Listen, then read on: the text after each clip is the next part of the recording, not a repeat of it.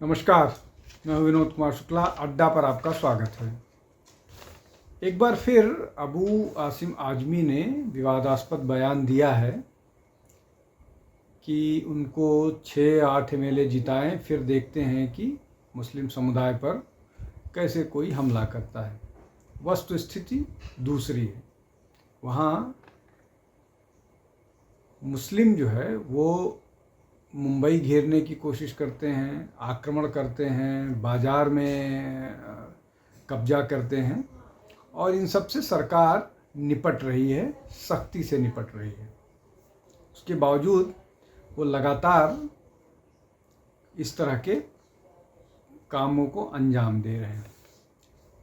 इसमें एक और महत्वपूर्ण बात है। अबू आजमी ने जो बात कही कि हिंदुओं मतलब मुसलमानों पर जो आक्रमण हो रहा है, अगर उनके पास 6-8 एमएलए होंगे तो देख लेंगे और उनकी ईंट से ईंट बजा देंगे, फिर देखते हैं किस तरह की भाषा इस्तेमाल की, किसकी माँ के ने दूध पिलाया है, हम ये देखते हैं। ये जो है उन्होंने अखिलेश यादव की उपस्थिति में कहा। इसका मतलब ये कि अखिलेश यादव इन सब बातों को स्वीकार करते हैं और वो इस बात को अप्रूव करते हैं जो बात अबू आजमी कह रहे हैं। वो उत्तर प्रदेश में इसी तरह की राजनीति करते हैं, चाहे बहराइच हमले पर उनकी राजनीति हो या जो फैज़ाबाद का रेपिस्ट समाजवादी का कार्यकर्ता था, उसको उस पर डीएनए टेस्ट करवाए जाने के बाद मोहित खान के डीएनए टेस्ट कराने की बात कर रहा हूँ। ये अखिलेश करते रहे हैं हमेशा से। अब इसमें 3-4 चीज़ें हैं जिस पर चर्चा करते हैं।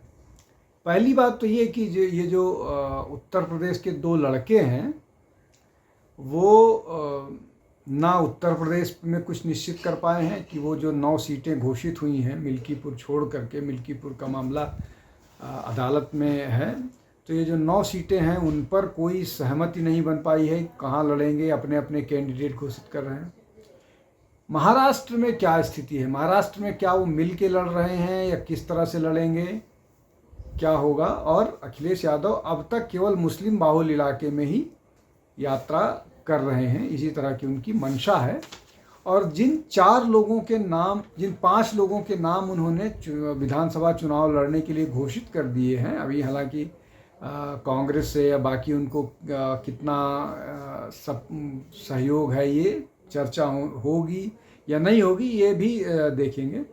इरशाद जागीरदार, अबू आजमी, रईस शेख, रियाज आजमी और शान हिंद, ये 5 लोगों के नाम घोषित कर दिए हैं। 5 लोग, 5 विधायक, जिसमें से 2 जो हैं ऑलरेडी उनके एमएलए हैं महाराष्ट्र में। अबू आजमी और एक और नेता है जो वहाँ पर समाजवादी पार्टी के विधायक हैं। तो एक तो ये कि अलायंस को लेकर के कहाँ बात बन रही है। दूसरा ये कि टिकट अखिलेश यादव बिना कांग्रेस से चर्चा किए कर रहे हैं, उत्तर प्रदेश में भी कोई चर्चा नहीं। अब तीसरी महत्वपूर्ण बात ये है कि ये जो सारे लोग हैं ये मुस्लिम मतदाताओं पर ही सबकी नज़र है। सबको मालूम है कि बीजेपी को हराने के लिए मुस्लिम वोट करेंगे, तो ये अपने हिसाब से कैंडिडेट्स वो कर रहे हैं जहाँ पर कैंडिडेट्स दिए जाएं और बीजेपी को हराने के लिए जो मजबूत दावेदार साबित हो। अब मुस्लिम मतदाताओं के हालांकि दावेदार बढ़ रहे हैं, जैसे समाजवादी पार्टी कहने के लिए तो मतलब वो एक तथाकथित सेक्युलर चुनाव, मतलब सेक्युलर समाजवादी, सेक्युलर राजनीतिक दल है, लेकिन शायद जो कार्ड वो उत्तर प्रदेश में खेलते हैं मुस्लिम यादव, वो कार्ड महाराष्ट्र में नहीं चलेगा। उसके पीछे कारण ये है, एक तो महाराष्ट्र में 12-13% के आसपास मुसलमान हैं और दूसरा वहाँ पर यादव नहीं है, और जो ओबीसी हैं उसके उन ओबीसी समुदाय के बीच समाजवादी पार्टी की कोई ना तो साख है और वो आउटसाइडर है। तो मुस्लिम मतदाताओं के दम पर कितनी सीटें अखिलेश यादव वहाँ जीत पाएंगे, ये एक बड़ा प्रश्न चिन्ह है। और एक दावेदार हो गए। दूसरा MIM है, ऑल इंडिया मजलिस इत्तेहादुल मुस्लिमीन। दूसरा राजनीतिक दल है जो मुस्लिम खालिस मुस्लिम ऑर्गेनाइजेशन है। कहने के लिए वो किसी भी तरह से जो फॉल्ट लाइंस हैं हिंदू समाज की, उस फॉल्ट लाइंस के कारण वो दलितों को अपने साथ जोड़ने की कोशिश करते हैं, लेकिन वो दलितों को कहीं रिप्रेजेंटेशन नहीं देना चाहते हैं। चुनाव लड़ाएंगे मुसलमानों को, सिर्फ वोट चाहते हैं। और इसी कारण जो वहाँ का दलित संगठन के साथ 2019 के चुनाव में उनका गठबंधन हुआ था वो टूट गया। और जो संभाजी नगर से MLA थे वो इस बार 2024 के चुनाव में वो हार गए हैं। और अभी लगातार वो एक संत के विवादित बयान पर दिल्ली घेरने की उन्होंने कोशिश की थी। सरकार ने उनको दिल्ली में घुसने नहीं, क्षमा कीजिएगा, मुंबई घुसने की कोशिश की थी और उनको प्रशासन ने घुसने नहीं दिया और सबको वापस लौटना पड़ा। लेकिन हुजूम बड़ा लगाने की कोशिश की और इस तरह के हुजूम अक्सर लगाने की कोशिश की जा रही है। वो दिखाने की कोशिश, अपनी ताकत दिखाने की कोशिश की जा रही है। MIM के नेता असदुद्दीन ओवैसी मुंबई में सक्रिय हैं, बहुत तेज़ी से सक्रिय हैं और काम कर रहे हैं। तो एक दूसरा संगठन हो गया जो मुस्लिम वोटों के लिए वहाँ पर इस बार चुनाव लड़ने वाला है। तीसरा राष्ट्रीय दल है कांग्रेस और वो गठबंधन, पूरा का पूरा गठबंधन। और कांग्रेस मुस्लिम मतदाताओं के लिए लगातार कोशिश कर रहा है। और जो राहुल गांधी का बयान था हरियाणा में कि जो राम जन्मभूमि की प्राण प्रतिष्ठा का कार्यक्रम था वो नाच गाने के लिए था, वो बेसिकली टारगेट किया गया था उसमें महाराष्ट्र के चुनाव के लिए। लेकिन वो दांव उल्टा पड़ गया और इसीलिए राहुल गांधी को महाराष्ट्र में बहुत ज़्यादा न तो रैली के लिए न चुनाव के लिए लोग चाह नहीं रहे हैं। चाहे वो समाजवादी, चाहे वो राष्ट्रवादी कांग्रेस पार्टी हो, चाहे शिवसेना उद्धव ठाकरे। अब ये चूंकि अलायंस है, अलायंस ने 2024 के लोकसभा चुनाव में मुसलमानों के सबसे ज़्यादा वोटों पर अपनी तरफ अट्रैक्ट किया था और उसका ही कारण था कि वहाँ पर कांग्रेस और राष्ट्रवादी कांग्रेस पार्टी और शिवसेना को बेहतर सफलता मिली और कांग्रेस सबसे बड़ा दल बन के उभरा जिसको सबसे ज़्यादा सीटें मिली। तो ये एक हो गया। उसके अलावा दलितों के भी कई संगठन हैं, वो भी मुसलमानों को अपने साथ जोड़ करके चुनाव लड़ने के लिए उन्होंने भी ऑलरेडी बहुत सारे नाम घोषित कर दिए हैं और उसमें 9-10 के आसपास नाम घोषित किए हैं, उसमें ज़्यादातर मुस्लिम हैं। तो ये 4 बड़े राजनीतिक दल हो गए जिनको मुस्लिम वोट चाहिए, मतलब जिनको मुस्लिम वोट मिलता है। भाजपा को नहीं मिलता, शिवसेना शिंदे को नहीं मिलता, तो ये मुसलमान वोटों के दावेदार हो गए। अब इन सब के अलावा जो फैक्टर्स हैं कि जो लोग मुस्लिम वोटर्स को अट्रैक्ट करने की कोशिश कर रहे हैं वो क्या मुस्लिम बंटवारा रोक पाएंगे या नहीं रोक पाएंगे, ये तो बाद में चर्चा करेंगे। लेकिन जो सफलता थी 2024 की, उस सफलता ने अखिलेश यादव को, MIM को, कांग्रेस को, राष्ट्रवादी कांग्रेस पार्टी को और शिवसेना को,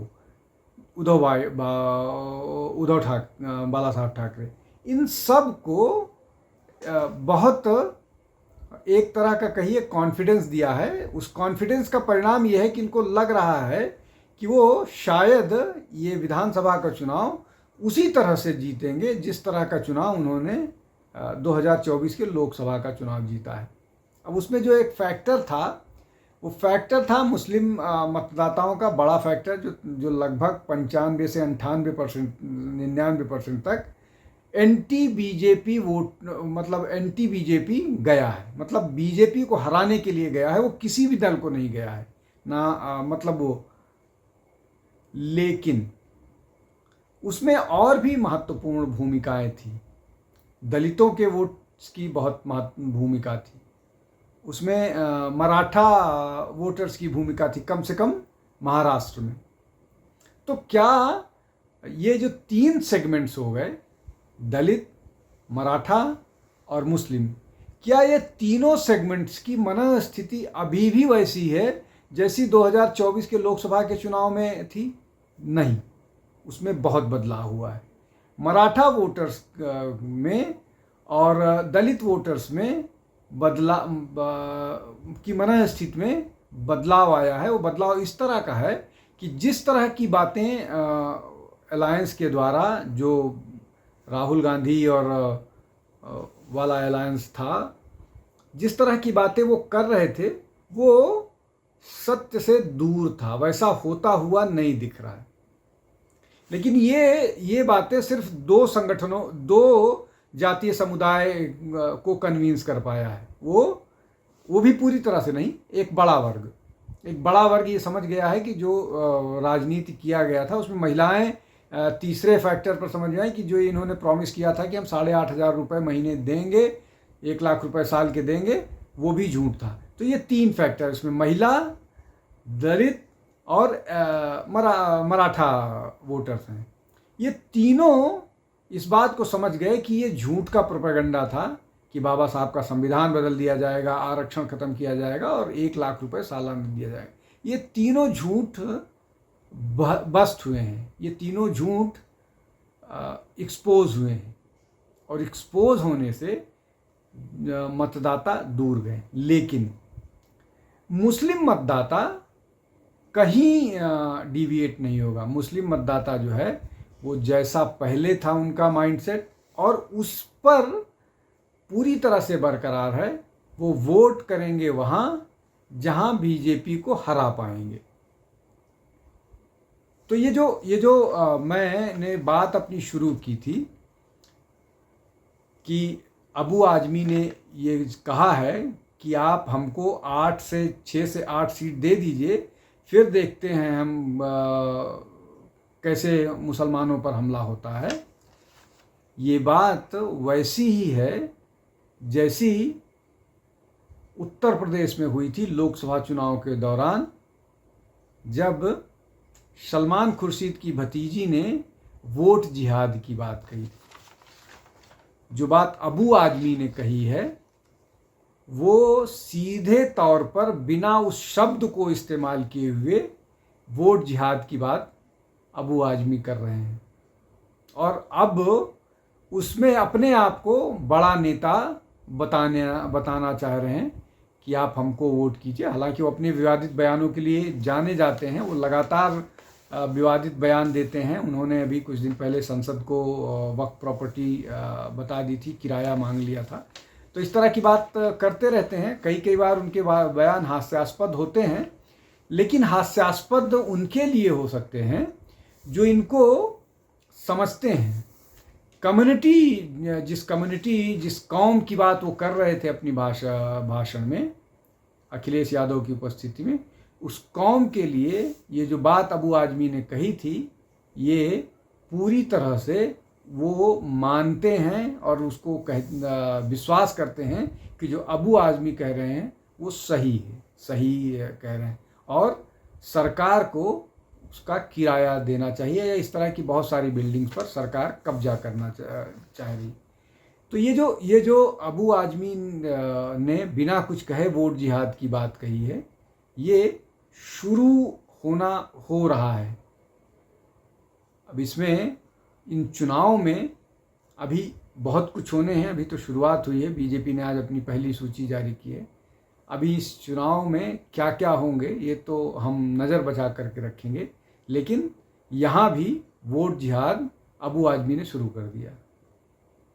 आज के लिए बस इतना ही। आप हमारे साथ जुड़ते रहिए, हमको देखते रहिए, हमारे चैनल को लाइक कीजिए, शेयर कीजिए, सब्सक्राइब कीजिए। बहुत बहुत धन्यवाद। नमस्कार।